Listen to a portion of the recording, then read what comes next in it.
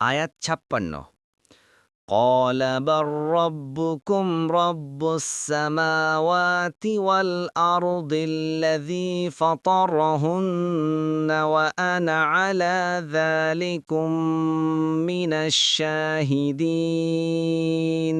অনুবাদ তিনি বললেন বরং তোমাদের রব তো আসমানসমূহ ও জমিনের রব যিনি সেগুলো সৃষ্টি করেছেন এবং এই বিষয়ে আমি অন্যতম সাক্ষী আয়াত ৫৭ وَتَاللَّهِ لَأَكِيدَنَّ أَصْنَامَكُمْ بَعْدَ أَن تُوَلُّوا مُدْبِرِينَ অনুবাদ আর আল্লাহর শপথ তোমরা পিছনে ফিরে চলে গেলে আমি তোমাদের মূর্তিগুলো সম্বন্ধে অবশ্যই কৌশল অবলম্বন করব তাফসির ১ নং ফুটনোটের বিবরণ আয়াতের ভাষা বাহ্যত এক কথাই বোঝায় যে এই কথাটি ইব্রাহিম আলাইহিসসালাম তাদের সম্প্রদায়ের সামনে বলেছিলেন কিন্তু এতে প্রশ্ন হয় যে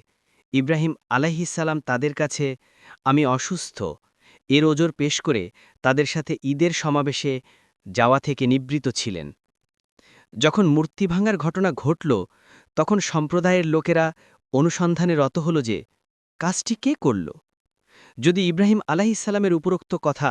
পূর্বেই তাদের জানা থাকত তবে এত সব খোঁজাখুঁজির কি প্রয়োজন ছিল প্রথমেই তারা বুঝে নিত যে ইব্রাহিম এ কাজ করেছে এর জবাব কয়েকটি হতে পারে তাফসিরবিদদের মধ্যে মুজাহিদ ও কাতাদাহ বলেন ইব্রাহিম আলাহিসাল্লাম উপরোক্ত কথাটি সম্প্রদায়ের লোকদের সামনে বলেননি বরং মনে মনে বলেছিলেন শুধু একজন লোক তা শুনেছিল